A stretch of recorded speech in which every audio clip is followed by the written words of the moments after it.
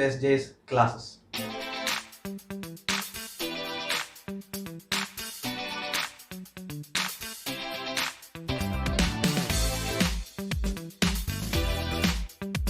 Video lesson, we will be discussing Dr. Samuel Johnson's literary critic that we have to confront as part of this module is William, of which is known as partial tradition and the other as the Manipravalam tradition. Short introduction to the English novelist, journalist, essayist and critic. The two of the most popular Greek critics, Plato and Aristotle, is considered as a representative of the Greek era in Malayalam. That is a folklore mythological story that is being referred to here.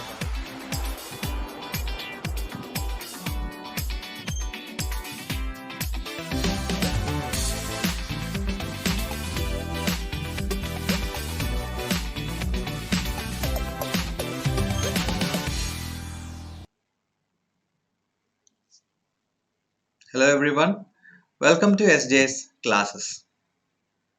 What I have for you today is an introduction to one of the greatest Greek playwrights as well as a tragedian, that is Sophocles. And also I will give you a brief introduction to the play that I will discuss in my future sessions, and that is Antigone. So let's move into the introduction without wasting much time.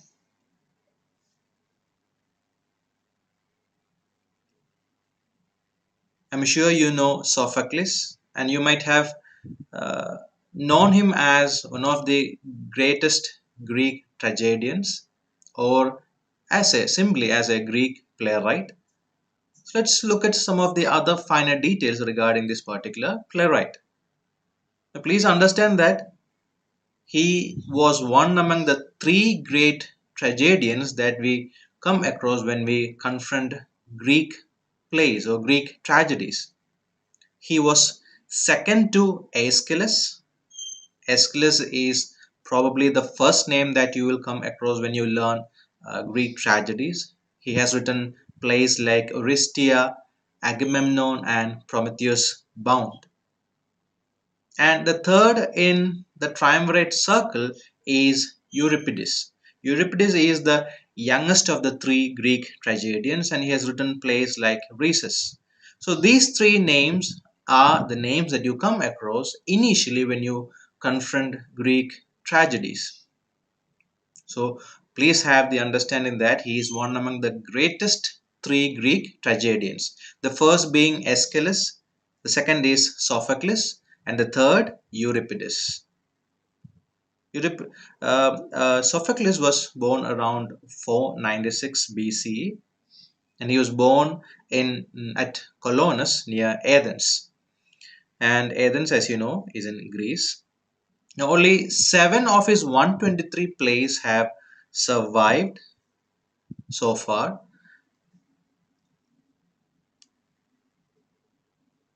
But from the data, the information that we have regarding Sophocles, we understand that for almost 50 years he was consistently the most awarded playwright in Dionysian dramatic competitions in the city-state of Athens.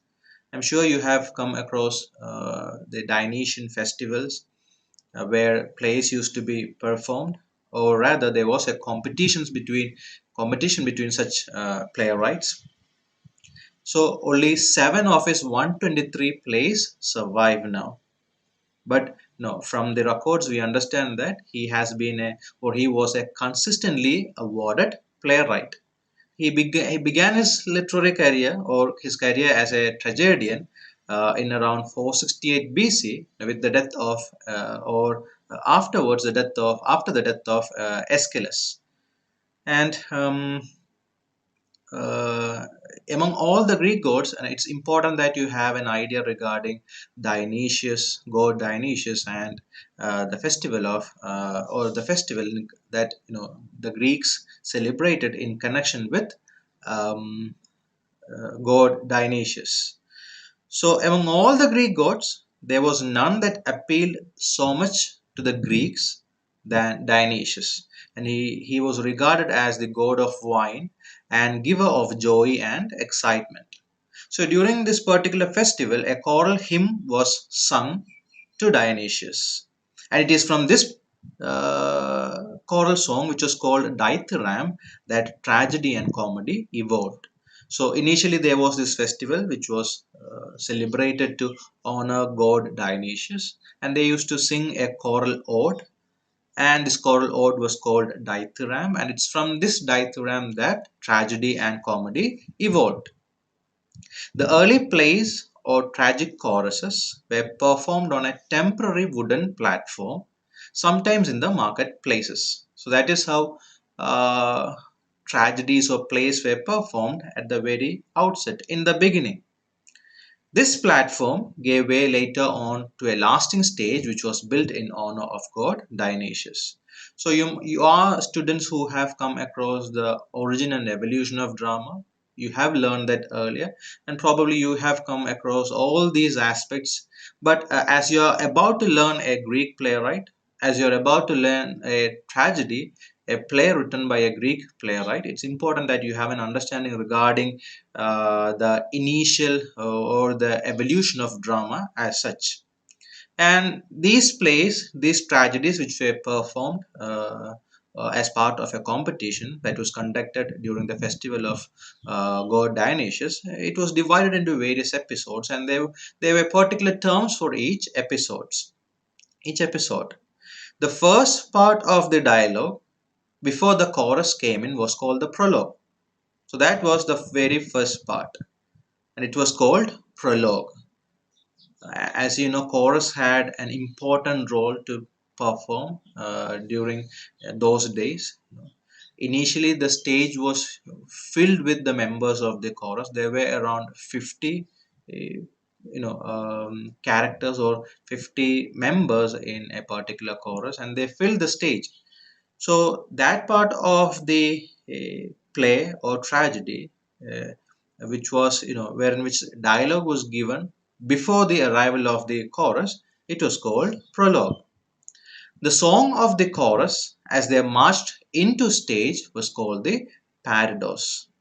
So the song of the chorus as they marched into the stage, that particular part was called Paradose. Each choral song which they sang afterwards was called Stasimon. So before the entry of the chorus, that part of the play can be called as prologue.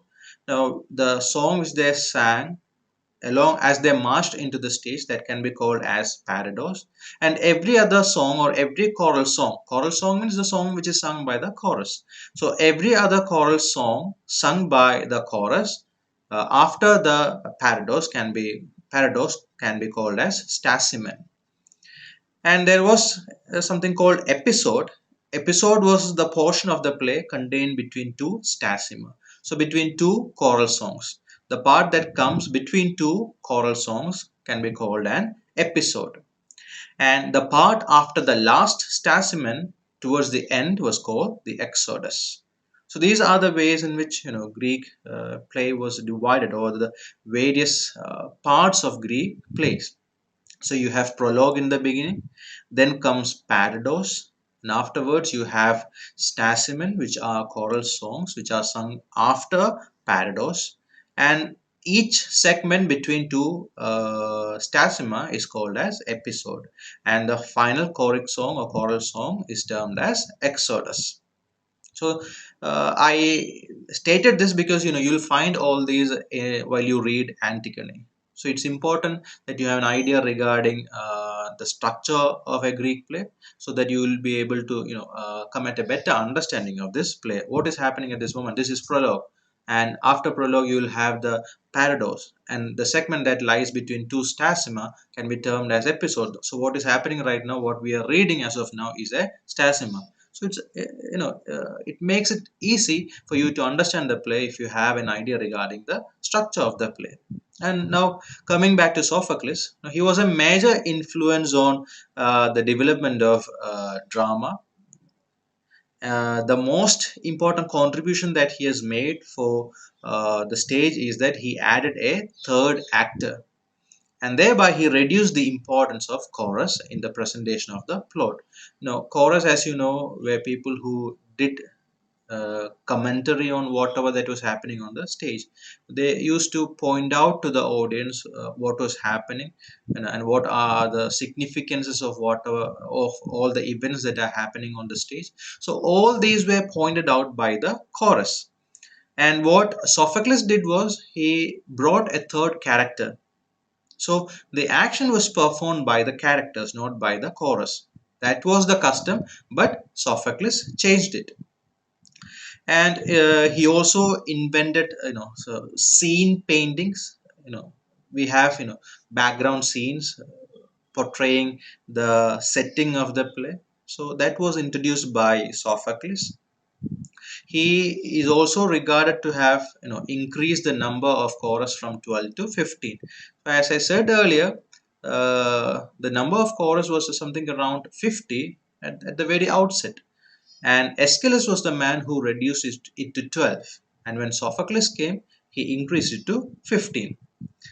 uh, as I said earlier, the most important innovation that he did with respect to dramatic performance is that he added a third actor.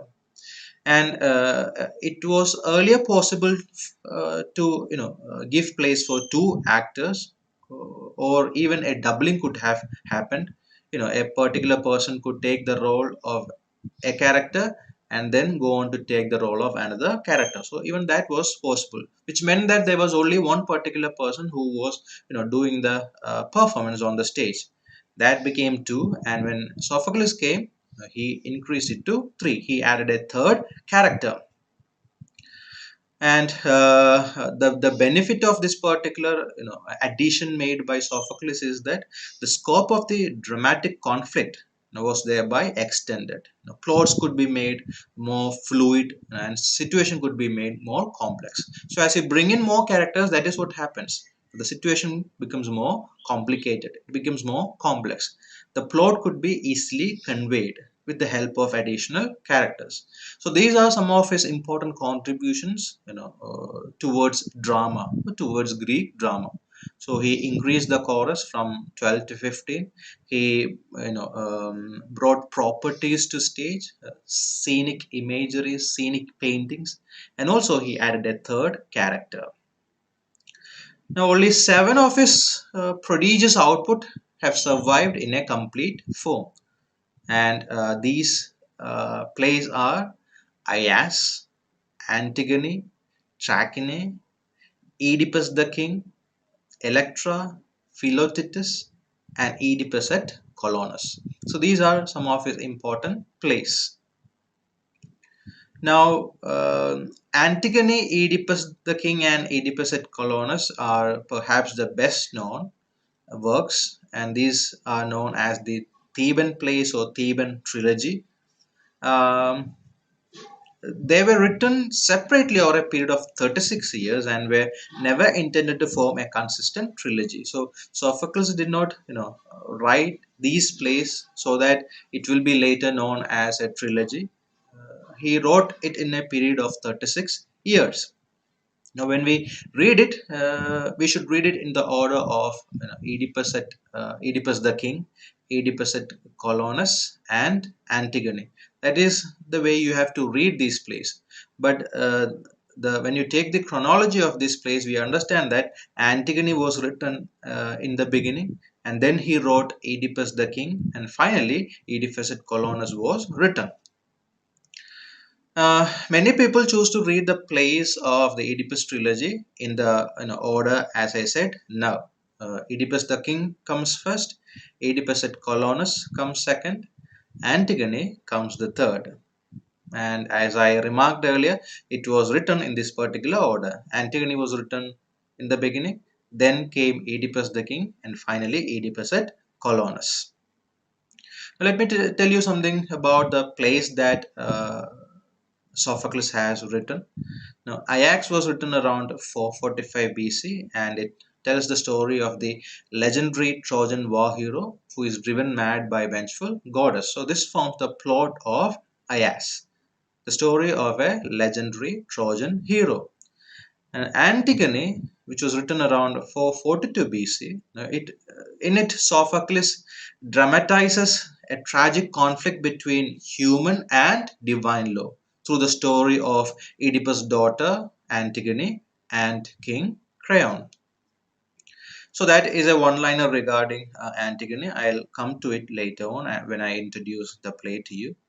Then you have the play Electra, which was written in 440 BC. It takes for its subject is the revenge of Agamemnon's children on their father's killers. So what I'm pointing out is, one-liners regarding all these plays, so that you'll have an understanding regarding what are the various plots that Sophocles discussed through his works.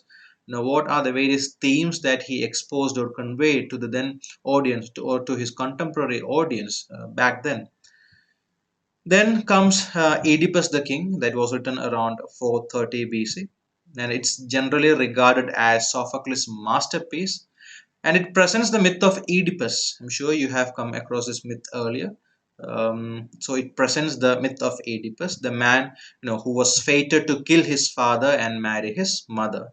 So this forms the basement or the foundation of that particular play. Oedipus, who is fated to kill his own father and marry his own mother. Then comes the Trachine, which was written in 413 BC, and in it he returns, or Sophocles returns to the concept of or the subject of Trojan War.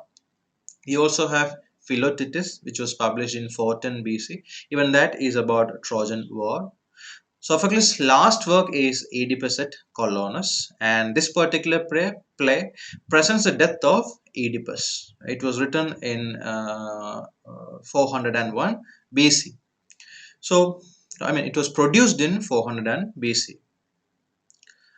All right, so these were some of the details regarding the plays which were written by Sophocles, and it's a thing of great importance that we are still learning this particular playwright, and that shows how enduring this playwright is. Um Even after around 2,400 years later, we learn this playwright. Even after so many years, so many centuries, we learn this playwright, and that brings about, or that shows us how important this particular playwright is. Now let's move on to a very brief introduction to Antigone. Antigone is a tragedy by Sophocles, and it was written around 442 BCE. Um, Although it was written before Sophocles' other two Theban plays chronologically, it comes after the stories in Oedipus the King and Oedipus at Colonus. So basically, you need to have an understanding regarding both these earlier plays, so that you will have a glimpse at the plot, or you might understand Antigone better. But please bear this in your mind. Antigone was written first, and after that came Oedipus the King, and finally Oedipus at Colonus. And this particular play, or this particular tragedy, deals with Antigone's burial of her brother Polynices in defiance of laws of King Creon and the state, and the tragic repercussions of her act of civil disobedience. So this forms the plot of Antigone, her burial of her brother Polynices. Polynices is her brother. Antigone, Polynices, Eteocles, Ismene, they are all children of Oedipus. We'll come to the plot, as I, come towards the end of this particular session. I will give you a short summary of the play. So, as the theme or as the plot of this play, which is Antigone, bear this in your mind that it is about Antigone's, willing disobedience that she shows against a particular law or order that was issued by King Creon. So the clash between King Creon and Oedipus' daughter Antigone is what forms as the highlight of this particular play.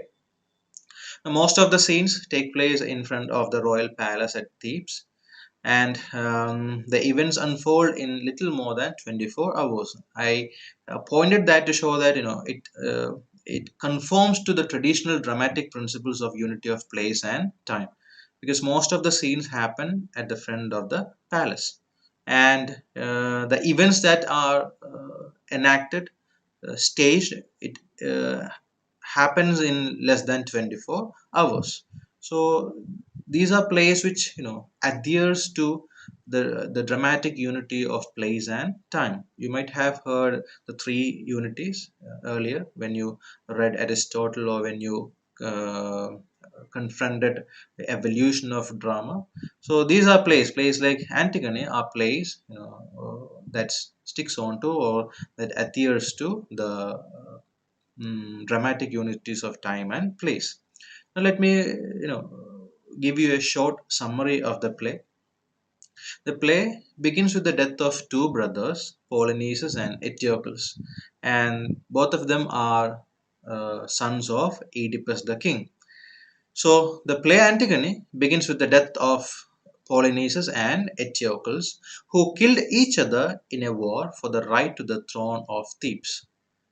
Now, in this tragedy, Antigone is the daughter of Oedipus, the former king of Thebes, who brought about his own destruction by unknowingly killing his father and marrying his mother, Jocasta. So, this is what happened earlier in the previous plays. Oedipus the king, to be precise. Oedipus, he kills his father and marries his mother, Jocasta. And all this happens unconsciously. It's not with he did not do this intently, but all this happened. All these were prophesied earlier, and Jocasta gave off Oedipus so that this will not happen. But unfortunately, all the events happen as it was prophesied earlier. And what Oedipus does after this, or after recognizing the evil that he committed, or the sin that he committed, is that he self blinds him, and he self exiles him from his own state, and later he dies. And after his death, two of his sons, Eteocles and Polynices, they end up quarreling for the control over Thebes. And a war ensues when Polynices and six other heroes attack the seven gates of the city. So what Polynices does is that he goes to the city of Argos. He marries the daughter of the king there, and he comes to attack um, Thebes along with the Argive army, along with the army of the city of Argos. And it is in that particular war that both Eteocles and Polynices die. And since both the brothers die, it's only Creon who has left to assume power. And Creon is uncle, Jocasta's brother, and therefore Eteocles and Polynices, or Antigone's uncle. So their uncle assumes the throne without delay, and he declares that Eteocles should receive a hero's burial, while the traitor Polynices should be left unburied in the open fields. So this is the order that he issues, that Eteocles fought for Thebes, and Polynices was a traitor.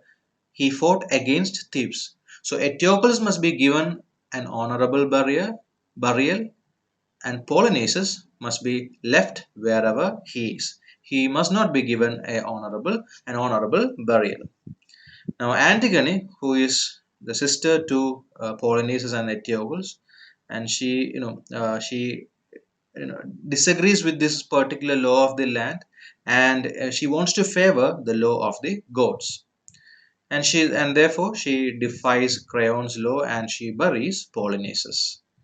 Now, while in the act, she is caught and taken before the king, where she refuses to acknowledge any wrongdoing.